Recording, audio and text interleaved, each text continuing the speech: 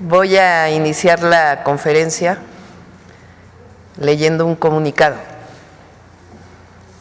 por el tema del día de ayer, de los aranceles que impone el gobierno de los Estados Unidos a México y a Canadá y a China también.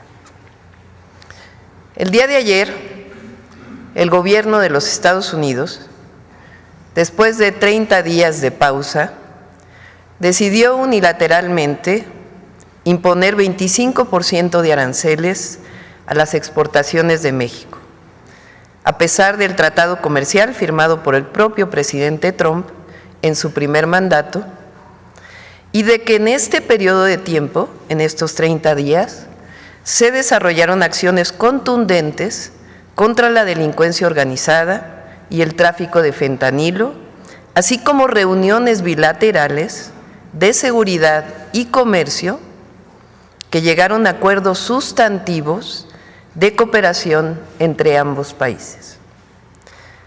Por la noche del 3 de marzo, ayer en la noche, la Casa Blanca publicó un comunicado ofensivo, difamatorio y sin sustento sobre el gobierno de México, que negamos rotundamente y condenamos categóricamente. Desde que dio inicio el gobierno que represento, el 1 de octubre de 2024, hemos trabajado y dado resultados en materia de seguridad. Por ejemplo, en el caso de tráfico de fentanilo, las propias cifras de la Oficina de Aduanas y Protección Fronteriza de ese país, CBP por sus siglas en inglés, muestran que las incautaciones de fentanilo en Estados Unidos provenientes de México se redujeron en 50% de octubre de 2024 a enero de 2025. Otros resultados en estos 5 meses de gobierno son los siguientes: aseguramiento de 6,998 armas de fuego, 75% de las cuales provienen de los Estados Unidos, y de 121.4 toneladas de drogas, incluyendo 1,260 kilogramos y 1,332,126 pastillas de fentanilo. Se han desmantelado 329 laboratorios clandestinos para la elaboración de metanfetaminas. He incautado la cifra histórica de 26.4 toneladas de cocaína en operaciones marítimas. Se detuvieron 13,858 personas por delitos de alto impacto y recientemente fueron trasladados 29 personas privadas de su libertad acusadas de graves delitos relacionados con violencia y narcotráfico a Estados Unidos para beneficio de la seguridad de ambos países. Esto ha permitido una reducción de homicidios dolosos del 15% en nuestro país entre octubre de 2024 y febrero de 2025. Por ello somos enfáticos: no hay motivo, razón ni justificación que soporte esta decisión que afectará a nuestros pueblos y naciones. Lo hemos dicho de diferentes formas: cooperación y coordinación, sí; subordinación, intervencionismo, no. A México se le respeta, somos naciones iguales. Por razones humanitarias, colaboramos para evitar el tráfico de drogas ilegales hacia Estados Unidos.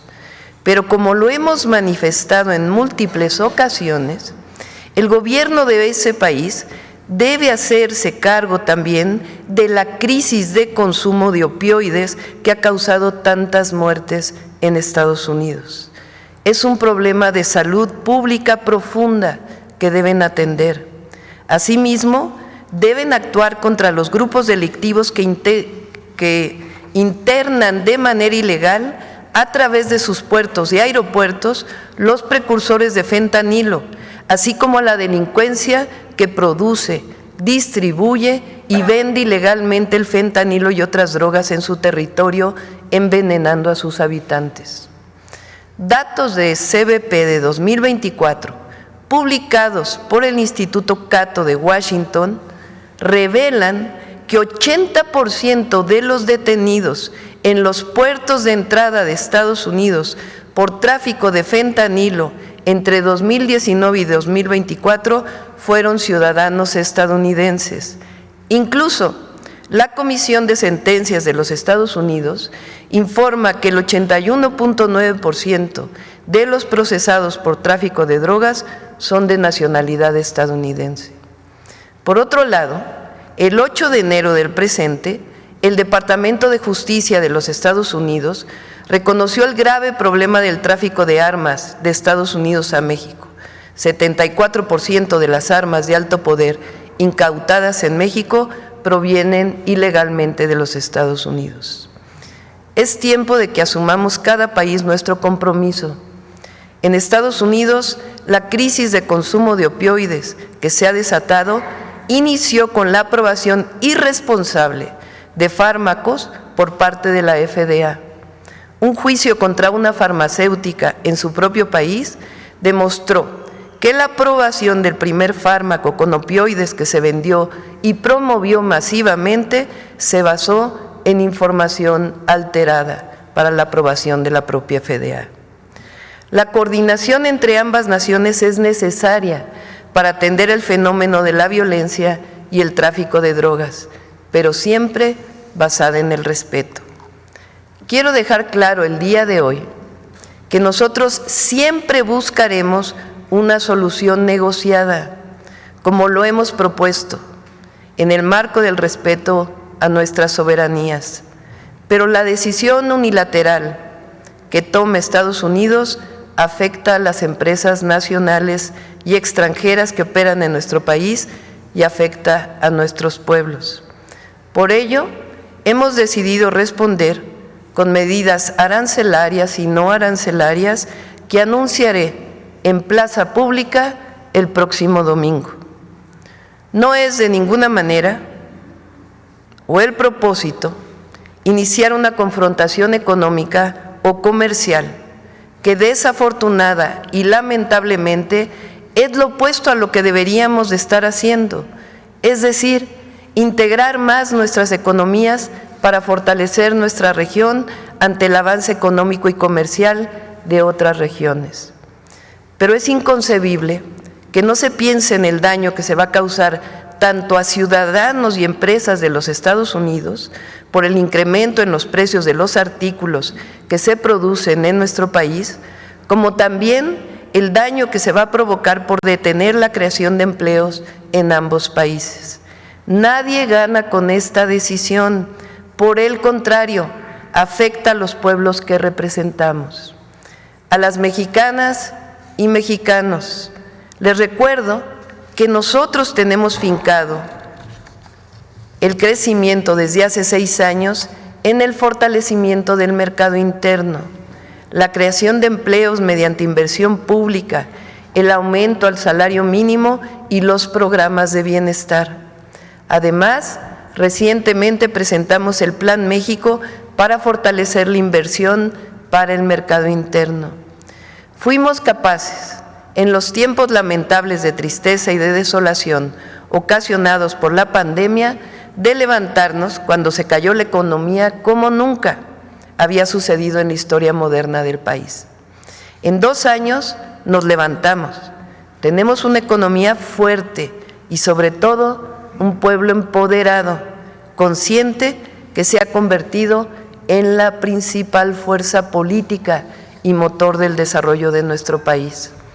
Vamos a seguir buscando el diálogo para encontrar una alternativa con argumentos y racionalidad.